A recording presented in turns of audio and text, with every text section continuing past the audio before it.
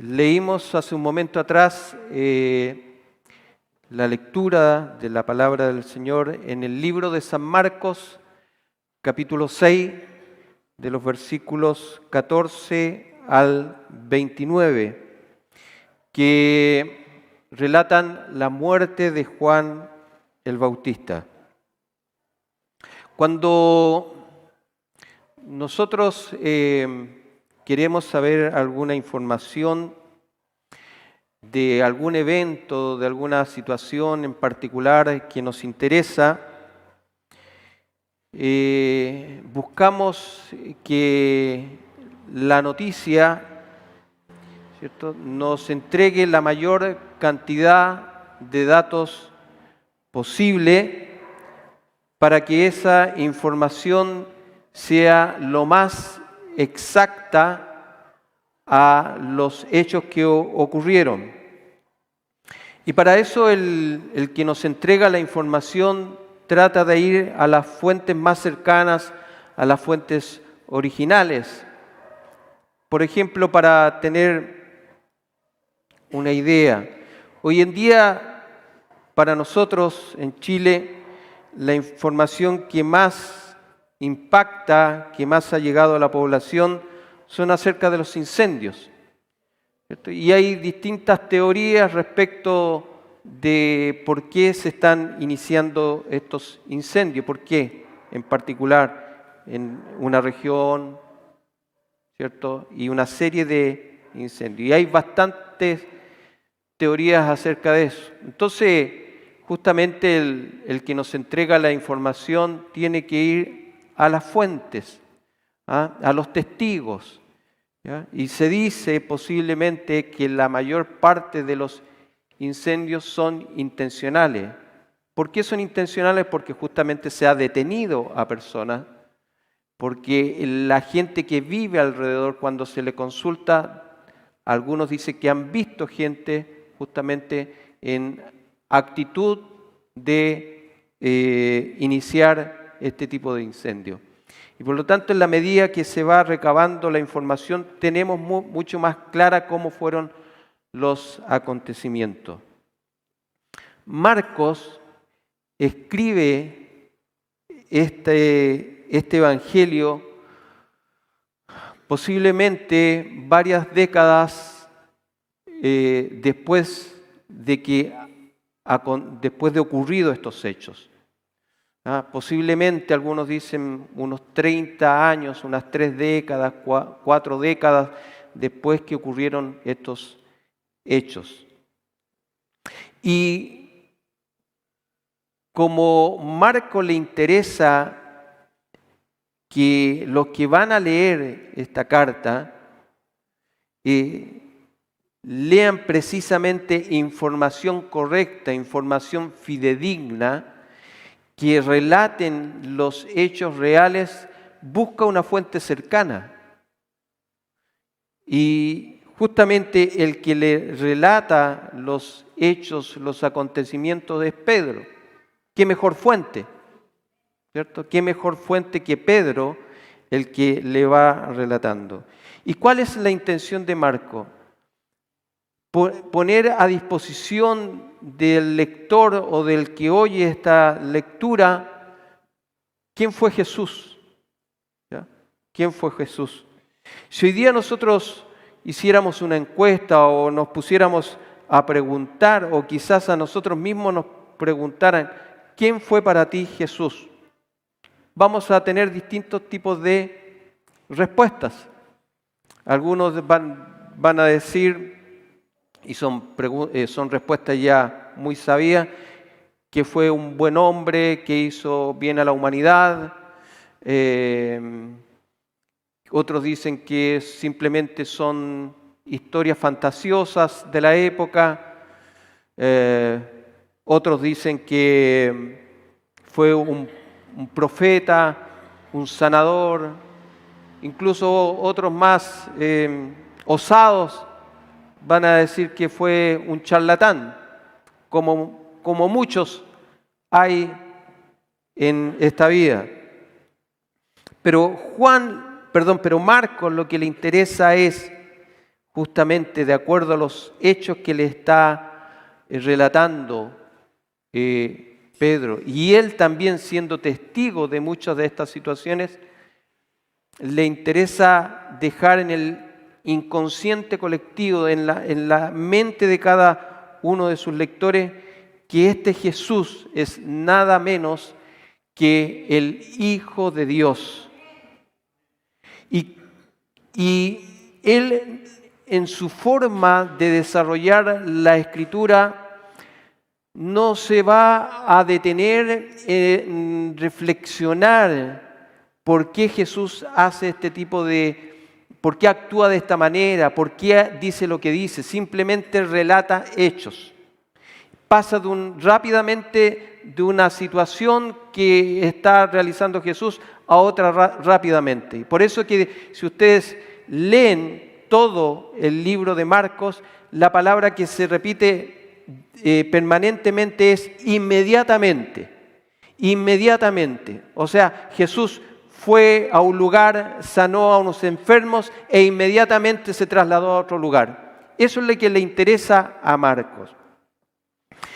Y hasta ahora hemos visto cómo Marcos relata la vida de Jesús como el Hijo de Dios, como el Mesías, como el Cristo, palabras sinónimas que indican a un personaje único en la historia, sobre todo para el pueblo de Israel, no así para las otras naciones que no tenían mayor conocimiento de esto, pero para un judío, para un israelita de la época, palabras como el Hijo de Dios, el Mesías, el Cristo, tenían un valor fundamental porque significaba la restauración para ellos como nación de entre todas las naciones, como una nación independiente, una nación soberana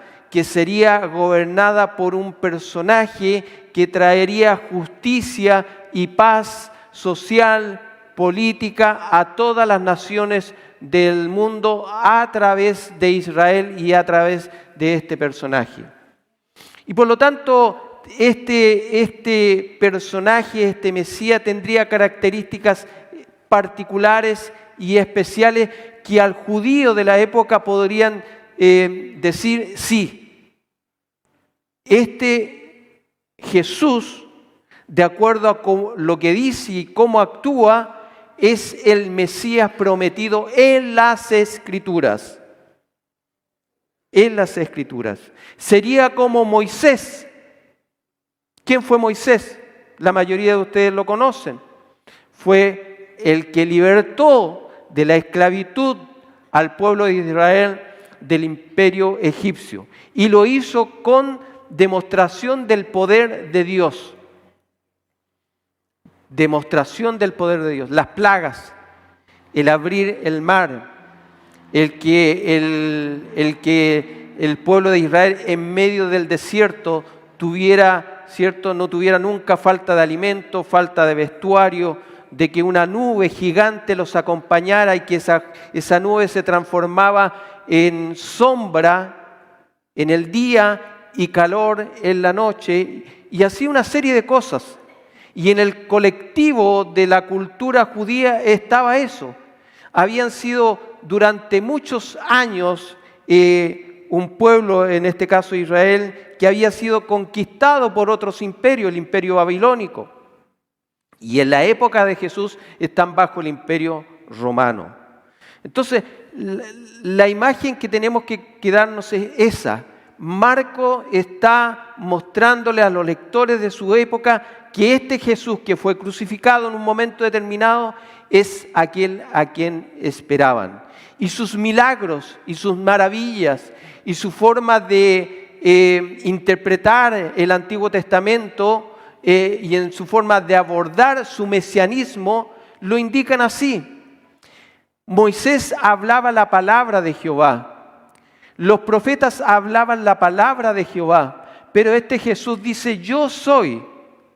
Este Jesús dice, ustedes interpretan las palabras del Antiguo Testamento de esta manera, pero yo les digo que el Antiguo Testamento y las palabras deben interpretarse como yo les digo. ¿Y qué es lo que pasaba con los que escuchaban? Se asombraban, se maravillaban, porque dicen, este tiene algo especial, tiene autoridad, no una autoridad delegada, prestada, sino que una autoridad que sale de él mismo. Él no oraba generalmente a Jehová, al Dios de Israel, para que pudiera sanar los enfermos o expulsar los demonios. No, él en el nombre de él y bajo su autoridad mandaba, ordenaba a los demonios que estaban, ¿cierto?, cautivando a las personas a que salieran, a que fueran sanados. Vimos cómo la naturaleza, ¿cierto?, no es una naturaleza que domina a Jesús, sino que Jesús con su palabra domina la naturaleza, domina los vientos, domina el mar. Y los discípulos y las personas que tuvieron oportunidad de ver este tipo de milagros, no solamente sintieron asombro, sino que sintieron temor, sino que sintieron miedo, porque se preguntaban, ¿quién es este personaje? ¿Quién es este personaje? En la predicación anterior vimos de que Jesús toma a sus discípulos, a su grupo pequeño, a su grupo cercano, y les da autoridad delegada. ¿Para qué? Les dice, van a ir de 2 en 2 a distintas aldeas y pueblos y van a ir a predicar el Evangelio, van a compartir el Evangelio. Pero para que la gente les crea que ustedes son emisarios del reino de Dios, los que están anunciando la noticia de que viene el Rey, de que viene el Salvador, también tendrán autoridad. Y pondrán las manos sobre los enfermos y los enfermos sanarán. Y tendrán poder y autoridad para expulsar a los demonios. Y todos los que los reciban en su hogar serán bendecidos. Y todos aquellos que les nieguen hospedaje no recibirán la bendición de Dios. Habrán rechazado la noticia, la bendición del Evangelio y ustedes, como un acto que refrenda esa situación, van a sacudir el polvo de sus pies de ese hogar y se van a retirar. Y mientras los discípulos van a esos lugares y comienzan justamente a predicar el Evangelio de arrepentimiento y van sanando enfermos y se van dando cuenta que van expulsando demonios, nos encontramos de repente con este paréntesis. Hay un paréntesis. Marcos deja de escribir lo que está ocurriendo con Jesús y lo que está ocurriendo con sus discípulos. Nos quedamos ahí, bueno, en algún momento se van a volver a encontrar con Jesús, le van a traer noticias, posiblemente sí, y eso lo vamos a ver en el versículo 30. Entonces los apóstoles se juntaron con Jesús y le contaron.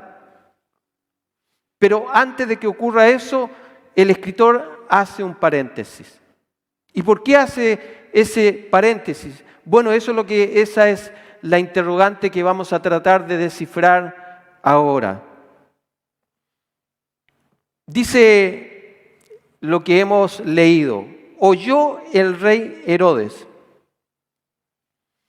la fama de Jesús porque su nombre se había hecho notorio.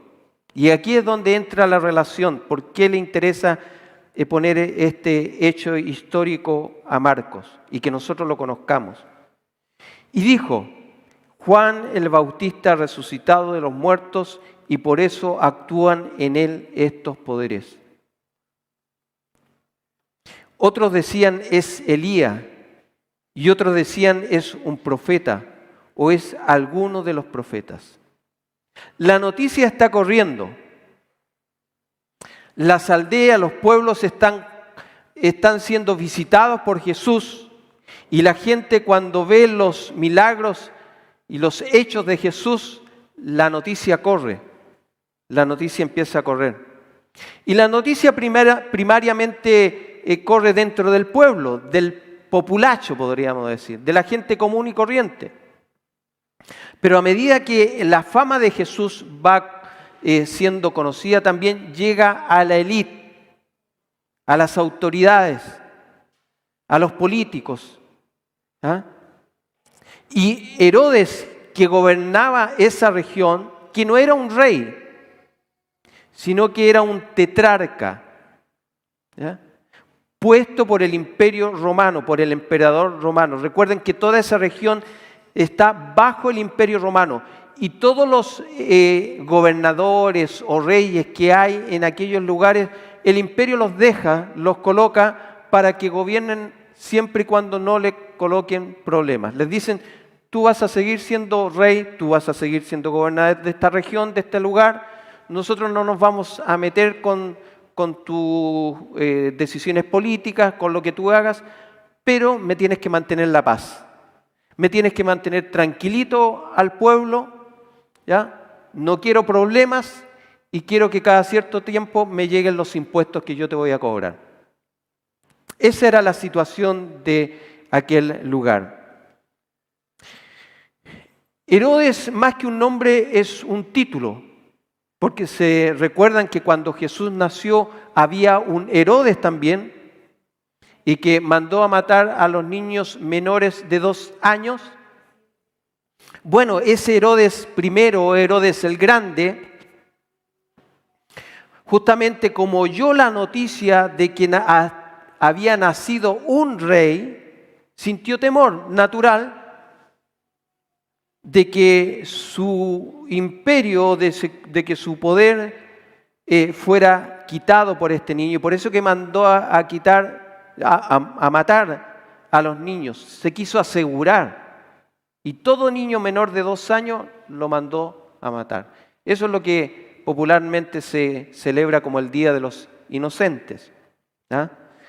No es una fecha muy buena para celebrar. Y este Herodes de ahora que está relatando Marco es hijo de este Herodes. Herodes de aquella época, cuando nació Jesús, Herodes el Grande, y este Herodes, donde ya Jesús tiene aproximadamente 30 años, y Juan el Bautista también era de esa edad, 30, 31 años, este es el hijo de ese Herodes. Y se les llama tetrarca porque cuando ya Herodes el Grande iba a morir, le pidió al emperador romano que a cada uno de sus hijos pudieran quedar con una parte para gobernar. Tetrarca 4. O sea, dividió su imperio, su lugar físico en 4. Y a cada uno se los repartió a sus hijos. Justamente este Herodes gobernaba la parte de Galilea, Judá. Y cuando corrió la noticia de Jesús, sintió temor, sintió miedo, porque él había mandado a matar hace muy poco a Juan el Bautista. Y cuando oye de que hay un hombre que está haciendo milagros extraordinarios, siente un temor y dice: Juan ha resucitado. Juan ha resucitado. Pero otros decían, recuerden cómo la información va, ¿cierto?, llegando a la gente, cómo la recoge. Unos decían: no, este no es Juan el Bautista. Este es Elías.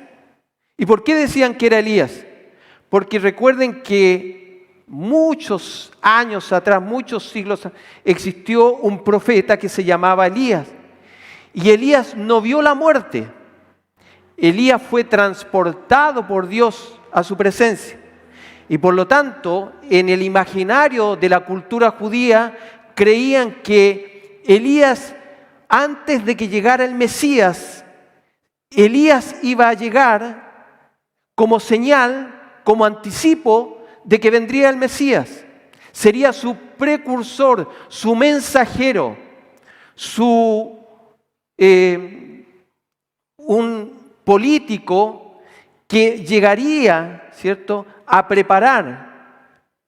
Así lo dice el libro de Isaías, que viene el mensajero y él va a preparar el camino, va a arreglar los lugares para que cuando llegue el rey, ¿cierto?, pueda llegar sin problema hasta los lugares. Y eso se estilaba en la época. Cuando un rey conquistador iba a un lugar, había un mensajero que tenía toda la autoridad del rey y le decía: tú me tienes que arreglar todos los caminos. No tiene que haber gente que me interrumpa el camino, el acceso. Entonces ese hombre iba con mucha gente y arreglaba los caminos, arreglaba las situaciones particulares para que cuando el rey pasara por esos lugares no tuviera problema. ¿Qué es lo que dice y cómo comienza el libro de Marcos? Porque es interesante que nosotros vayamos haciendo las conexiones. Dice: principio de la buena noticia. Recuerden que Evangelio es una noticia que da un rey o un imperio. Es una noticia no común, sino que es una noticia extraordinaria porque va a cambiar la vida de ese imperio. Por ejemplo, hemos conquistado otros territorios y ahora esa gente va a pasar a ser, ¿cierto?, vasallo de un nuevo rey. Principio de la buena noticia, ¿de quién? De Jesucristo, Hijo de Dios, como está escrito en Isaías el profeta: he aquí yo envío mi mensajero. ¿Quién era el mensajero que habría de llegar para los judíos? Elías. Delante de ti, ¿delante de quién? Delante del rey, delante de Jesús, el cual va a preparar tu camino. Delante de ti, voz del que clama en el desierto, prepara el camino del Señor, endereza sus sendas, arregla los caminos, porque viene el rey. Juan ha sido muerto por este Herodes. Y la gente dice: ha venido Elías, porque está haciendo milagros parecidos a los que Elías hacía. Por lo tanto, se acerca el Mesías. Para este Herodes, Jesús, que estaba haciendo estos milagros, era Juan, que había resucitado. Y aquí es donde justamente Marcos nos coloca y dice: y al oír esto Herodes dijo: este es Juan, el que yo decapité, que es resucitado de los muertos. Porque el mismo Herodes había enviado y prendido a Juan y le había encadenado en la causa. ¿Por causa de quién? De Herodías, mujer de Felipe, su hermano, pues la había tomado por mujer. Porque Juan decía a Herodes: no te es lícito la mujer de tu hermano. Cuando Juan estuvo predicando, Juan no solamente predicó a la gente común y corriente, porque el mensaje de la palabra de Dios tiene impacto en todas las actividades de nuestra vida. Y Juan no tenía cálculo político. Él, cuando tenía que decir algo, lo decía. Y eso si le significaba justamente que su vida peligrara, no había un cálculo, él lo iba a decir. Y cuando supo la noticia de Herodes, que había tomado como esposa a la mujer de su hermano, ¿cierto?, Juan le dijo: Tú estás en una relación que no corresponde, estás en adulterio. De hecho, este Herodes había echado prácticamente a su esposa legítima y producto de eso se había iniciado una guerra. Ni siquiera habían hecho legalmente los divorcios correspondientes. Más encima, esta Herodía era su sobrina. O sea, era bastante particular esta familia. Tenía sus cositas, como podríamos decir nosotros. Y no muy buenas. Porque justamente el poder tiene este tipo de cosas, tiene este tipo de situaciones. Y dice, mujer de Felipe su hermano, pues la había tomado. Porque Juan decía, no te es lícito tener la mujer de tu hermano. Pero Herodías justamente le acechaba y deseaba matarle. Y no podía. Esta mujer justamente tenía características particulares. Era una mujer malvada. Tenía deseos de poder. Y justamente se fue con Herodes porque el futuro, en términos de poder, de autoridad, de fama, era mucho mejor. No se había ido con Herodes por amor. Se había ido porque le gustaba la riqueza, le gustaba el dinero, le gustaba la fama, le gustaba el poder. Y cuando alguien se interponía en su camino, ¿cierto? Lo único que deseaba era quitarlo del camino. Si eso significaba la muerte, lo iba a hacer. ¿Y quién se interpuso en su camino? Juan el Bautista. No le gustó lo que le decía. Pero Herodías, dice, le acechaba y deseaba matarle y no podía. Ella tenía poder, tenía autoridad. ¿Pero por qué no lo podía matar? Porque justamente Herodes respetaba a Juan. Respetaba a Juan. Hay mucha gente que no es creyente, no es cristiana de alguna manera. Pero dicen, yo respeto a los cristianos, yo respeto a los evangélicos. ¿Ah? Yo tengo respeto por Dios. Pero nos vamos a dar cuenta que eso no basta. Que eso no basta. Que no porque uno respete a Dios o porque tema a Dios significa que Dios lo va a considerar. O que algo ha pasado con su vida que eso demande que Dios haga algo a favor de él. Sino que son otras las cosas. Y decía, no lo podía matar porque Herodes temía a Juan, sabiendo que era varón justo y santo, o sea, reconocía su carácter, reconocía su misterio y le guardaba a salvo. Y oyéndole se quedaba muy perplejo, pero le escuchaba de buena gana. ¿Le ha pasado a usted que hay gente justamente de este mismo tipo que escucha el Evangelio y lo escucha de buena gana, pero hasta ahí llega? Hasta ahí llega. No toma ninguna decisión. Pero está en la misma situación que aquel que odia el Evangelio y que no ha tomado ninguna decisión por cambiar esa situación. Pero aquí miren, fíjense cómo esta mujer estaba buscando cómo matar a Juan. Y aquí llega el día oportuno. Herodes está de cumpleaños y todos tienen que saberlo. Y la fiesta tiene que ser en grande, no puede ser un cumpleaños chiquitito, con familia, ¿cierto? A mucha gente, incluyéndome, nos gustan los cumpleaños tranquilos, con poca gente. Bueno, Herodes no era así, ¿ah? Herodes le gustaba tirar, como se dice, la casa por la ventana, ¿ah? Harto trago, harta comida, mujeres hermosas, ¿ya? La élite de la élite, ¿ah? Sus tribunos, como dice aquí, la gente importante de aquel lugar de Galilea, en sus mejores vehículos, en sus mejores autos, sus mejores joyas, sus mejores vestidos, sus mejores teléfonos.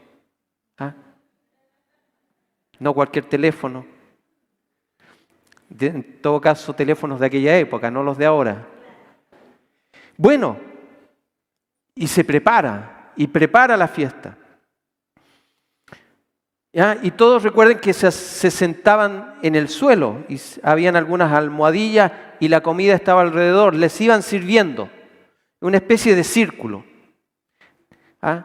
Usted ha visto las películas de los emperadores, como la fruta, la carne, ¿cierto? De hecho, se dice que en algunos lugares, no sé si en esto, pero la gente tenía la costumbre de comer, y como ya no podía comer, vomitaban para seguir comiendo. ¿Ah? Trago a destajo. Así que imagínese el ambiente que estaba ahí.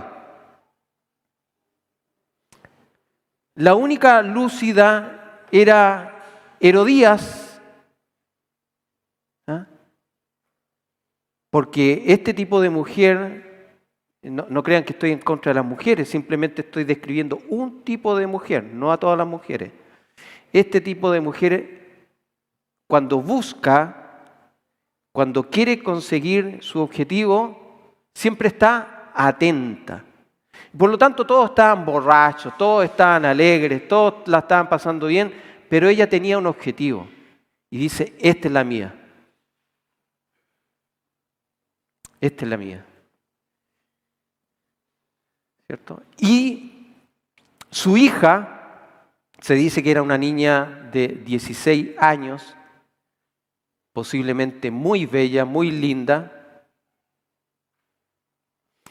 sale a bailar una danza. ¿Ya? Y usted sabe el tipo de danza que justamente no voy a entrar en muchos detalles, pero imagínese usted el tipo de danza, el tipo de baile que hizo esta niña, que esta cantidad de borrachos ahí pasándola bien, cuando la vieron quedaron con la lengua afuera, con sus ojos saltones. Y su padre quedó extasiado. Recuerden que el tipo de moral de aquel tipo de gente no es como la nuestra.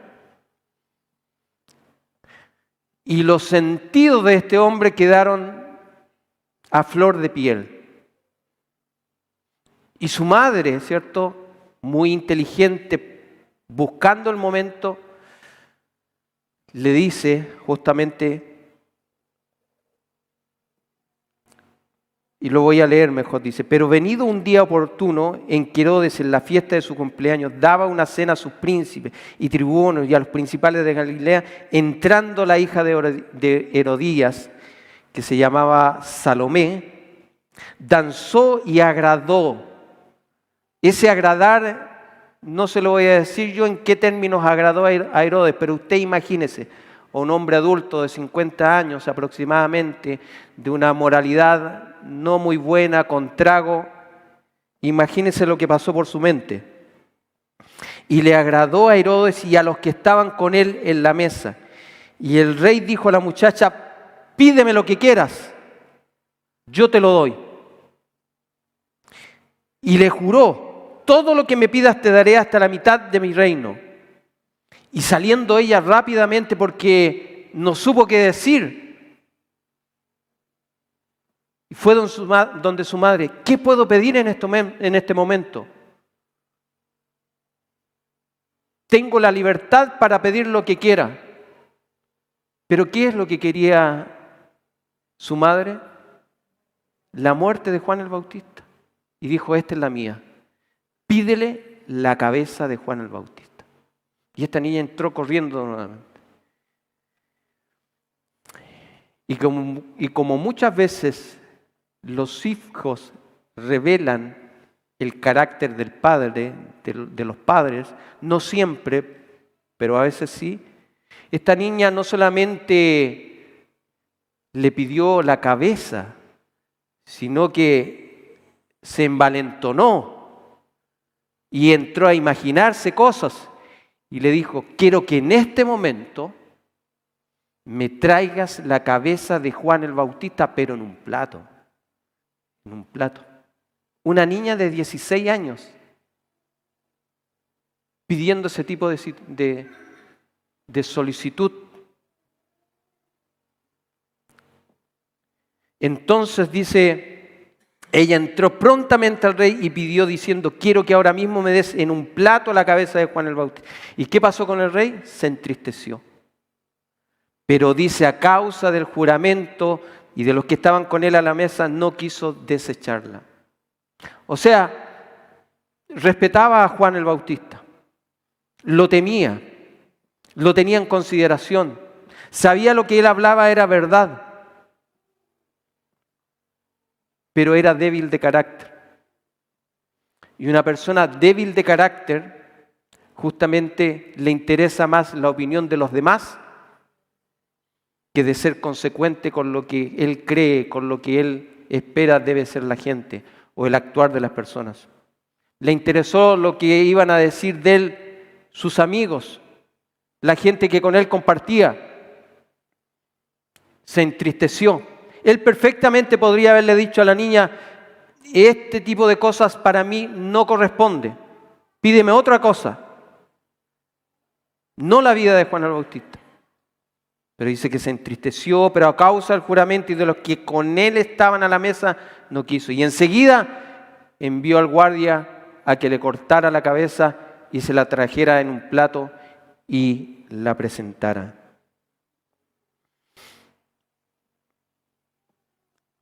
Si usted hace un contraste entre lo que está sucediendo por otro lado con los discípulos están en la gloria.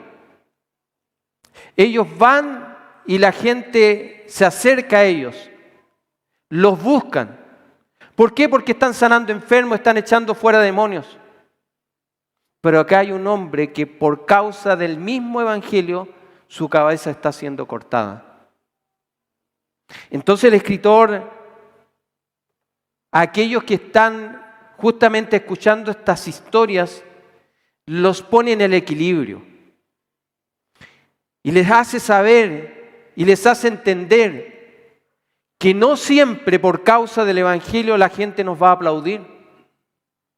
No siempre por causa del evangelio la gente nos va a buscar, sino que mayormente por causa del evangelio la gente nos va a odiar.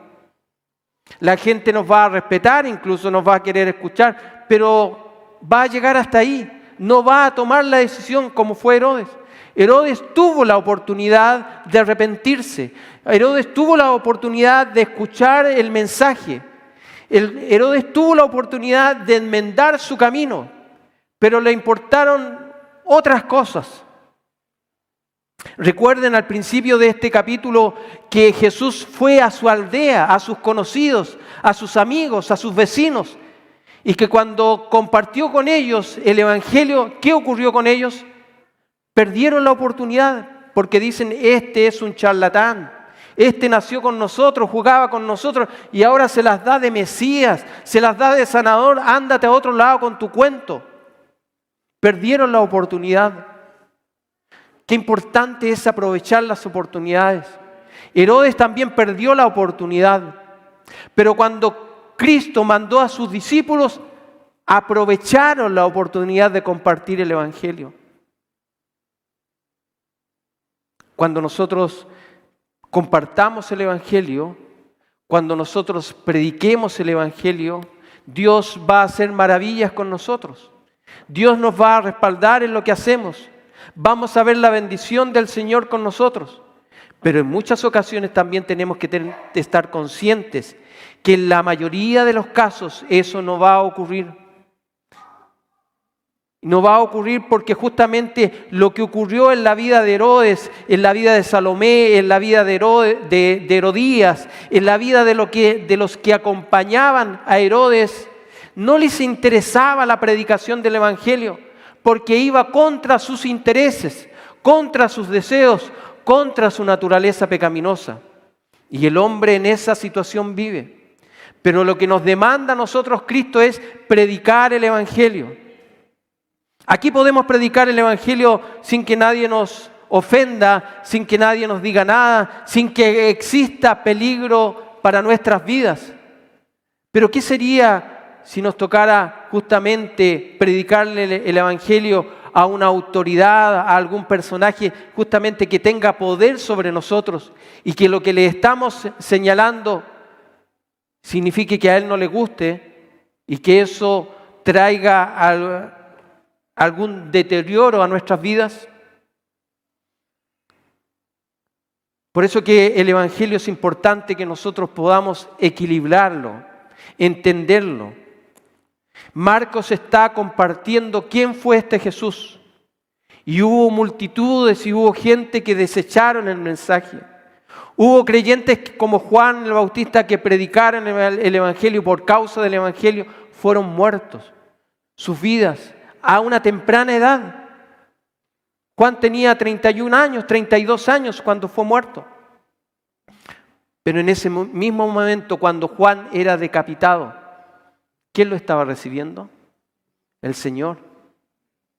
Dice, Jesús mismo dio testimonio de Juan. Dijo, no ha habido profeta más grande que se haya levantado en toda la historia. Y no se va a levantar nunca más ningún profeta más grande que Juan el Bautista. Pero este Juan el Bautista es el más pequeño de todo en el reino de los cielos. ¿Por qué? Porque el que ha entendido el Evangelio entiende que no ha venido a tener autoridad sobre otros, sino que ha venido a ser servidor de otros. Servidor de otros. Por eso que el Señor nos ayude.